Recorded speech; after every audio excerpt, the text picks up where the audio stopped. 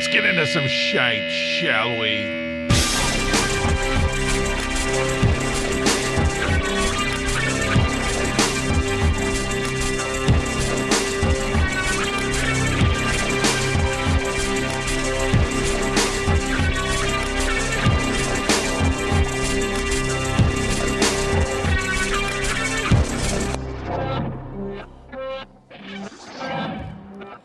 All right, folks, welcome to the Out of Tune Podcast. I am Rick. I hang out with you on the Out of Tune Podcast. If this is your first time here, I'm the person you hear every time you tune in to the Out of Tune Podcast.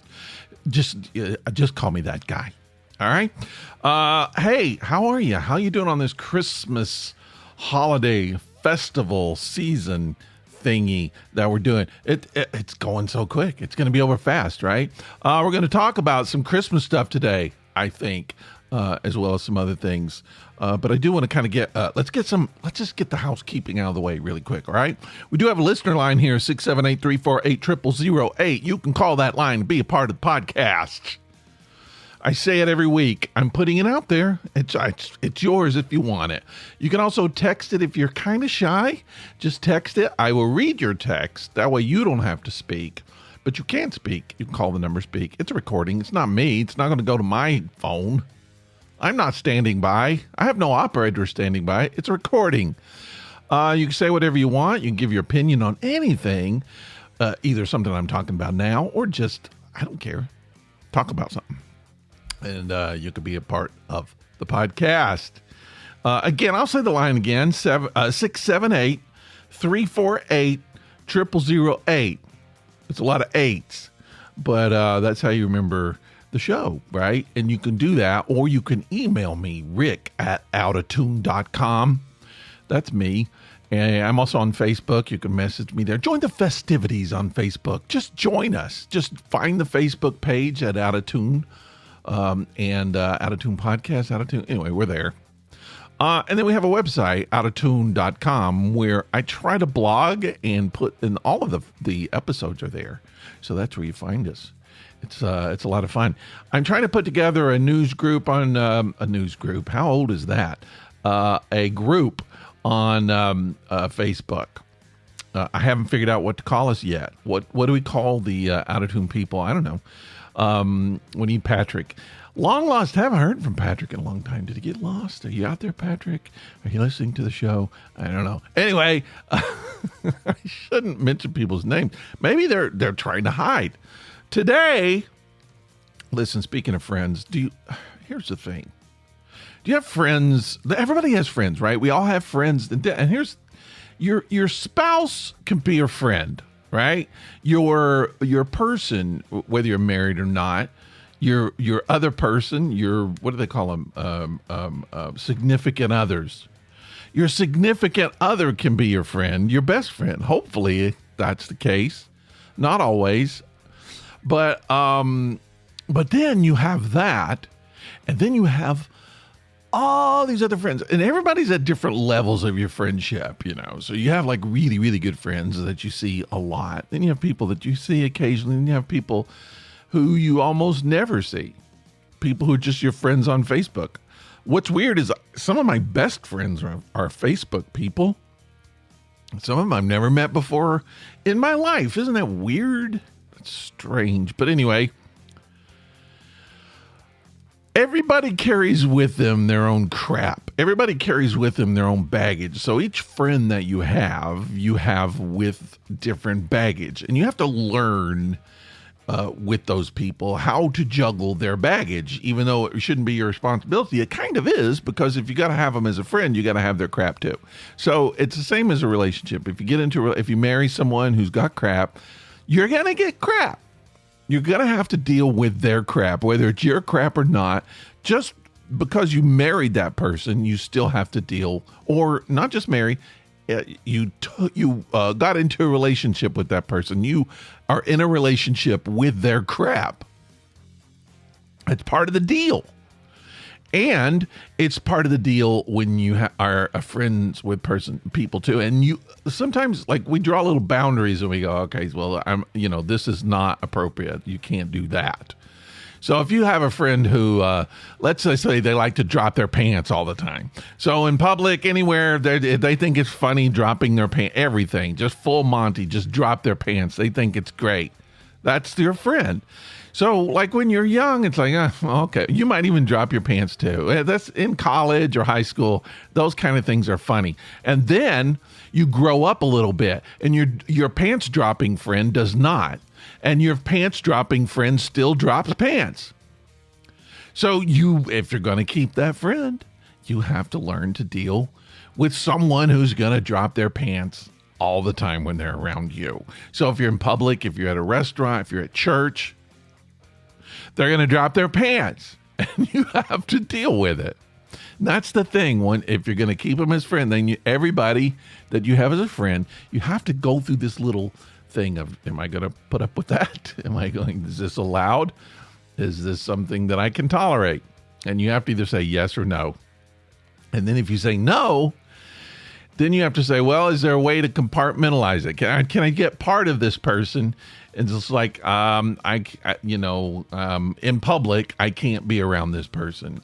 And now if let's say you get into a relationship, you don't want that person dropping their pants while you're around your significant other, right? Nobody needs that pressure. So you have to kind of say, what am I going to allow? What am I not going to allow? And I feel like the best friendships are the people that you don't have that much stuff. You don't have a lot of baggage to deal with, or the baggage that you deal with, you don't have to find a place to put it. It's okay if it's out in public, right? Somebody, I don't know. Maybe they use a lot of bad language, and it's like, maybe not like horrible language, but it's just maybe you're uncomfortable with a certain level of language use, but you can tolerate it. And it's like, okay, well, whenever I'm around that person, I know there's going to be a lot of F words. There's going to be a lot of, I know that in advance, and I can take it. No big deal. That person's in. All right. Maybe you got another friend that loves weapons and they just randomly like to pull a weapon on you. That person, I just think at some point you're going to have to say goodbye, right? So there's this little tier that you kind of create, right? You just create this tier of friendship where you just sort of say, all this stuff, I can keep this person. I can take their crap. I can handle it. I've got places to put it. Or I don't even have to put it. I just let them do what they want to do. And then there's other people, they might be emotional vampires. If you don't know, you're one. That's what you're either that or you have that. No judgment either way. But there are people who just they drain you before they're done hanging out with you, right? You know those people. And all of these people, you just kind of have to decide, am I gonna keep up with that? I just feel like friendships should not be difficult. The most difficult friendships are the friendships you've had for a long, long time, because it's like it is a relationship, and then there's more value because you've had them for a long time. You'll put up with more crap from people you've known for a long period of time. Like a lot of times your family members, because you grew up with them, you've known them probably the longest of anybody. Sometimes you'll put up with a little more of their crap just because who they are, their position, their status in your life. New people you won't. New people you put up with the least amount of crap. It's like, no, I'm not going to put up with that. Goodbye. I don't even hardly know you, and I'm not going to spend any more time trying to get to know you. And then you just say goodbye. But all of our friendships, I feel like, and I kind of fall into those little tiers, and I feel like that we all kind of at different points in our life have to kind of stop and reevaluate our friendships and go, does this work anymore? Is this taking too much out of me? Is it taking too much out of my life? Is it too destructive? And then you just kind of have to go, okay, that's gone. Not going to do that anymore. I don't hate the person. I'm not going to say I dislike them. You don't even have to tell the person that you're writing them off. You just do it. Just stop going to their parties. Just stop hanging out. Stop inviting them over. Stop going to have beers with them. Whatever you do, stop. Just quit. And eventually they're going to call and say, dude, what happened? Why don't I see you anymore? And then maybe you can explain it, or you keep putting them off for a while until they lose interest or whatever. But for your sanity and just for your everyday life and well-being, sometimes you just have to say no more. I'm not going to, it's not my job to maintain this. And you have to kind of do it with no judgment, because everybody has their own crap. You have your own crap. There's a lot of stuff you do that other people just would not be able to tolerate. I know that about myself. So other people have to do that with me. So we all kind of have to get to that point. And that's maintaining friendship, right? But I think that it's important that we do it and not keep people in our lives that become those emotional, spiritual vampires, even physical, because sometimes they can make you so anxious that they make you sick. And then you're in big trouble if it's somebody you're in a relationship with, because you got to fix that too. You're either going to have to do it through counseling. You're going to have to do it through, I don't know, you might be able to do it through your own conversations. Probably not. Maybe you can with that, coupled with counseling. And then last case scenario, you just have to go, no more. I mean, this relationship doesn't work. Boom, out, goodbye. Something better for me out there that's going to be more relaxing, more functional. We all need that. We all need more function in our life. No, I don't even care if it's a friend. I don't care if it's family. You don't need dysfunction. You don't need anxiety. You don't need people sucking your emotional and spiritual being out of your soul. You don't need that. That comes from me. If you have to get rid of them, tell them, I heard it on a podcast. All right, tonight, I'm enjoying my first cup of Christmas eggnog. Now, I don't know what you think of eggnog. I don't know if you're into the nog. I have to have it at least once a year. I generally like to do it when I'm putting up the Christmas tree. I like to have eggnog. It kind of like introduces the season. And first of all, it's not the healthiest drink, so you don't want too much of it. You don't want to drink it a lot. So I'll usually just have the one, and then sometimes I'll have one. I like to have one on Christmas Eve, and either that or Christmas Day, one of the two. Sometimes booze added, sometimes not. I like Scotch eggnog. I've had the rum version. I've had the whiskey version, little Buffalo Trace in there, which is really good, by the way. So I've had different versions. I do like the Scotch version. The version I haven't tried that I want to try, and it's probably the most popular, is sherry wine into the Scotch. Into the eggnog, which I think that might be my favorite because I love sherry wine. And tonight I'm drinking it pure, raw. But it's sweet. That's what I don't like about it. I don't really have a sweet tooth, so I can't handle eggnog too much. But I love it when I love it, and I can't stand it when I can't stand it. But tonight I want to talk about the nog. We're on the show, on the podcast. I'm just going to talk about the history of eggnog. Why not? It's the season. I'm serious. It's the Christmas season. I want to talk about eggnog. So eggnog, first of all, I don't want to gross you out. Some people can't stand it. Some people feel like it's a very disgusting drink. I'm okay with it. But I do, because of the sugar, because of the calories, because of the fat. It's like drinking liquid candy sometimes. It's just a little too much for me. So, in moderation, I like it. I would say I probably like it better with no alcohol in it, but I always feel like at least once a season I have to have a little spiked eggnog. What's your favorite? What do you like?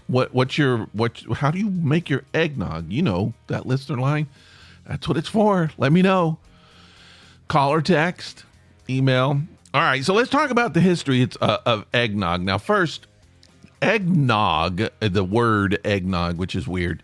We're going to talk about where that comes from, but there's other terms for eggnog. And according to the Modern Bartender's Guide from 1878, there's a lot of variants of the name of the drink. And here they are. All right, I'm going to talk to you. It's, first of all, plain eggnog, egg milk punch, and milk punch. All those are used for eggnog. But they kind of, according to that guide, they split them up and they change. It could be like a different thing. And a lot of it has to do whether there's alcohol in it, right? Well, there's also Baltimore eggnog, General Jackson eggnog, Imperial eggnog. There's 2 types of sherry cobbler eggnog, as well as a sherry cobbler with egg. There's mulled claret with egg sour, which sounds disgusting, and Saratoga egg lemonade, which also, I have to be convinced of that one. But that's also called a sea breeze. And a lot of people have sea breezes, I suppose. Saratoga egg lemonade. I don't know. Egg sour, no. I'm ruling that one out. I don't want any sour and egg mixed for myself. All right. Babson College professor Frederick Douglass Opie, he wrote that the term eggnog is a combination of 2 colonial slang words. Rum was referred to as grog, right? You know that if you're a pirate. And bartender served it in a small wooden mug called noggin. The mugs were called noggins. Who knew that? And I guess that may be how somehow it went to your head was a noggin. Your cup is a noggin. Your head's a noggin. It holds things. Both of them do. All right. The drink first became known as egg and grog, and then later it kind of mutated to eggnog, right? It kind of makes sense, I suppose. Ben Zimmer, who's the executive editor for vocabulary.com, he disputes the egg and grog theory, says there's no proof of that. Zimmer states that the term nog may be related to the Scottish term nug, or nugged ale, meaning ale warmed with a hot poker. That sounds so rustic. You just, right? Just get you some ale, get you a hot poker, stick your poker in the ale. Oh, I'm not even going to go there. That could be where it comes from, right? All right, the online etymology dictionary states that the term eggnog is an American term introduced in 1775, consisting of the words egg and nog, with nog meaning strong ale, which that kind of goes with what we just said. The first example of the term eggnog was in 1775 when Maryland clergyman and philologist Jonathan Boucher wrote a poem about the drink, which was not published until 30 years after his death.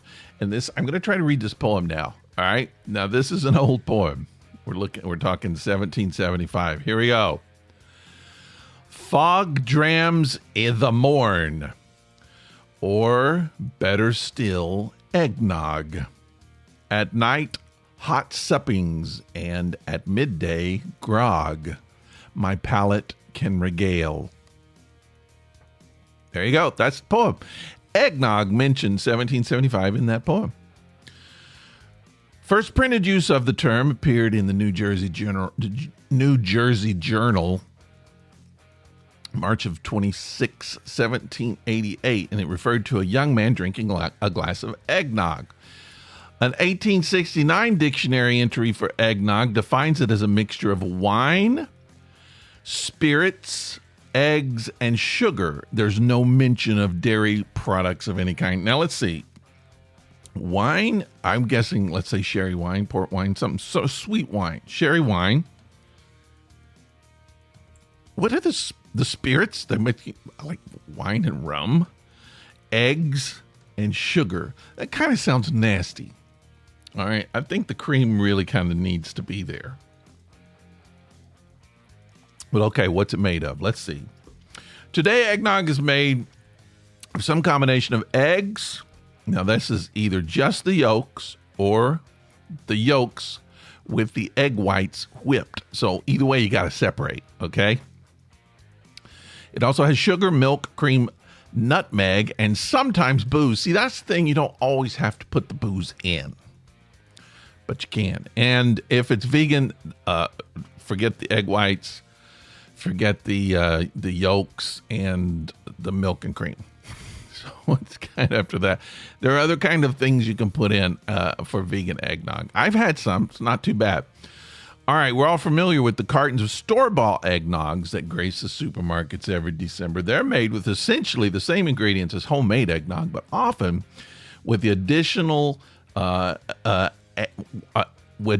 ingredients, I can't talk tonight, of stabilizers, thickeners, preservatives, sweeteners, etc. to make up for the lower percentage of egg and milk fat. And so, like, they even put like gelatin in some of the store-bought stuff just to make it thicker.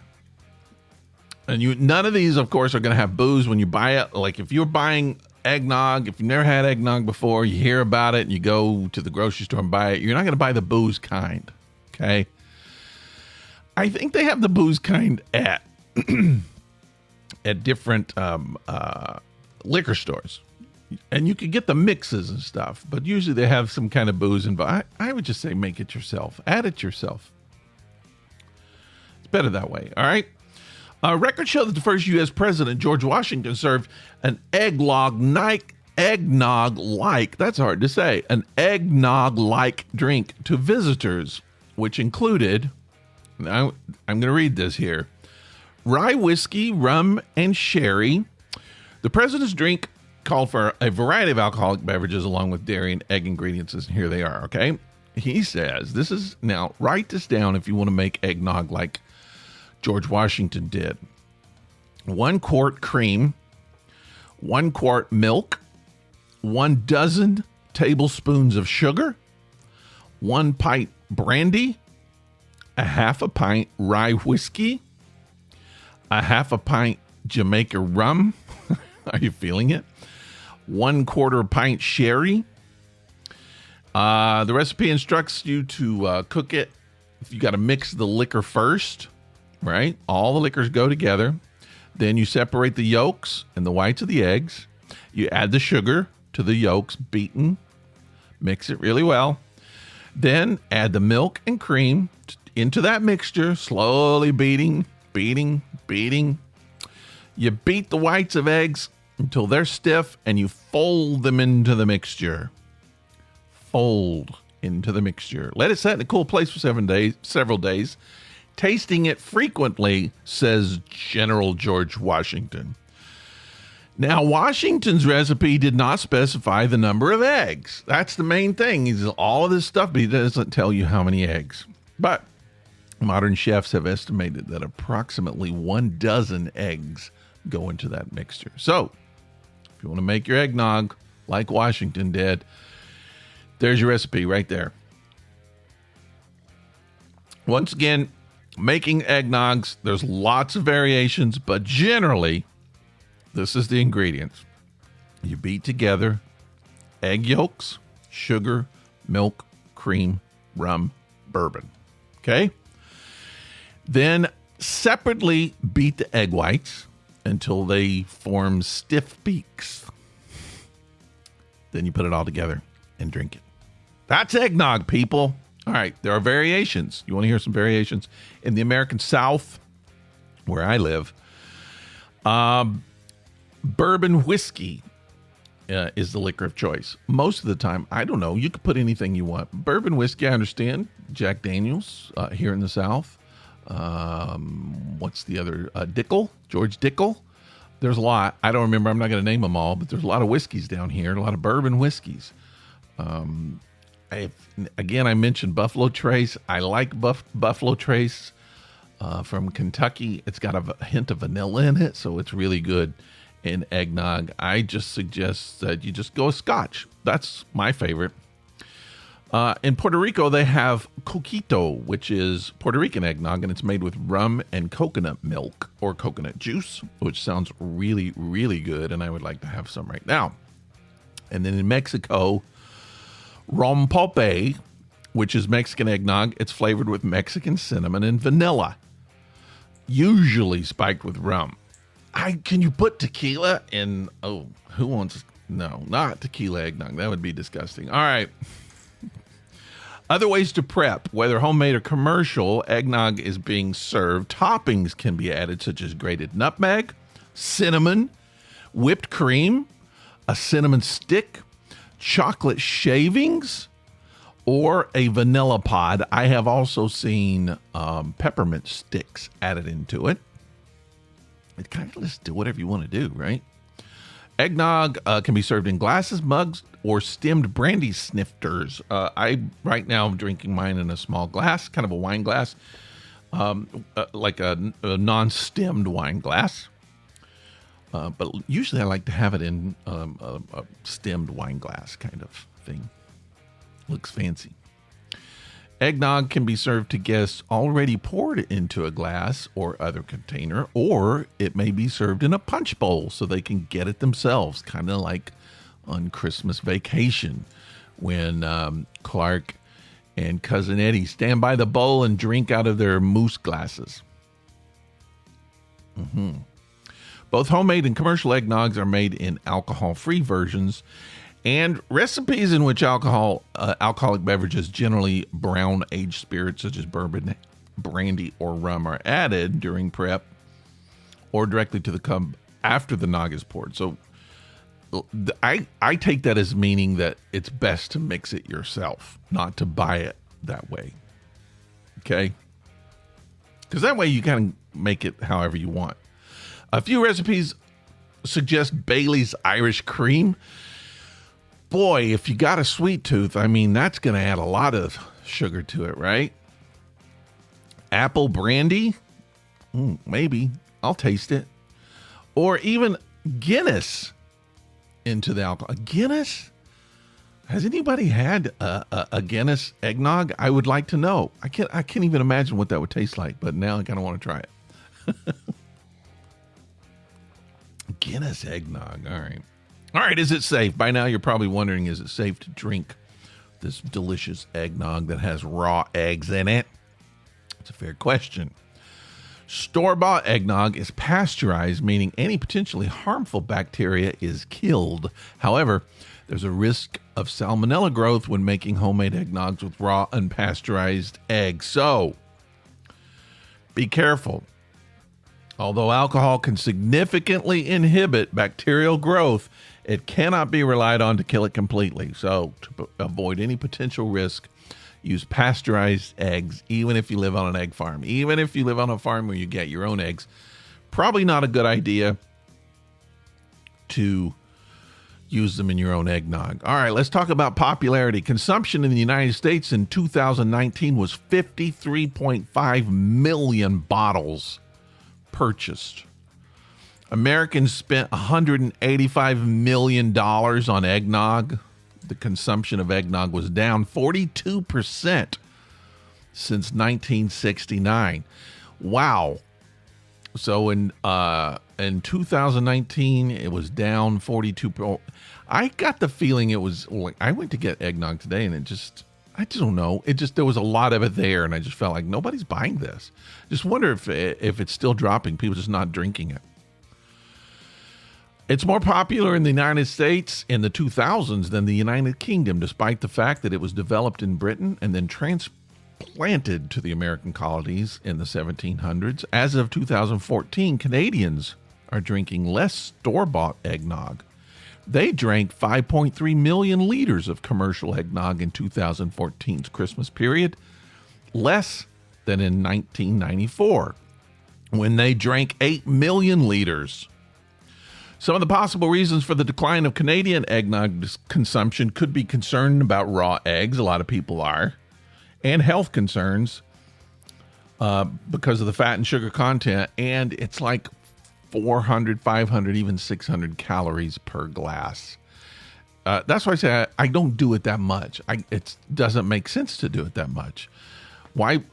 Just enjoy it, but don't put your health at risk. And there's also low-fat eggnog. You could get vegetarian eggnog made with, I guess it's made with soy milk. It's not bad. It doesn't have that really thick it has the eggnog flavor, but it's a little watery. At least in the past when I've tried it. I haven't tried it in a couple years. All right. That's eggnog. That's eggnog. I have nogged you to death, have I not? Well, I still have a lot left. I'm going to be nogging it up a little bit tonight, but that's all I'm going to talk to you guys about. And I want to thank you for popping in. Thanks to everybody who's reached out and said hi this week. That's been great. We had a pretty good response off of the interview that I did with Mike Favor last week. Working on some new interviews. Who do you want to hear? Who should I get on the show? I don't know. So here's the thing. You could like pick a couple. You could do like this person you're never going to get, but I'd really like to hear you interview them. Or you could pick somebody that I could potentially get. So there's two ways. And who knows? A lot of times when you pick somebody that you don't think's going to be on, they may go, yeah, sure, why not? And so what I found out is if somebody, I live in Atlanta, a fairly big city, a lot of shows, concerts, stuff comes through here. A lot of people hang out here. You see celebrities. They do a lot of movie making, a lot of movie filming here. So celebrities come through here a lot. So who knows? Somebody you might want to hear. I know they're here. I could get them to come in and do a little interview. I go meet them in their trailer if they're doing a movie or something. So let me know. Give me some suggestions. And I'll try to get some interviews. That's something I'm really going to be working more on in 2024, especially. All right. Is it okay? Did you like the eggnog show? The nog show? I don't have to do another one. It's nice to know things, right? I don't know everything. I learned a lot about eggnog when I was doing all that research. Stuff I'd never heard of. One thing, you know what? I didn't even talk about. I don't even know if I missed it. How did I miss it? I must have accidentally erased it. But so what I found very interesting was eggnog early on. Yeah, I must have just accidentally erased it. Because I can't even do it because I don't even know all of the words, but it comes from a British drink, and I can't remember what the British drink was called, but it was, I think it was like cream that was kind of clotted because of alcohol and wines and stuff that was mixed into it. And so a lot of times they would use that for if people had colds. And so for whatever reason, it started becoming just a kind of little fancy drink. And the monks, a lot of British monks, started putting egg in it. And then they started putting fig into it. Fig and egg. Maybe that's where figgy pudding eventually came from. I don't know. But anyway, that's the history. Somehow got deleted. Now I got to do a whole new egg show. A whole new eggnog show is going to have to... I'll wait till next year. Okay. Thanks for hanging out with me, my friends. I'm just here trying to entertain you, trying to bring you information. All right? I'll see you Thursday. Bye.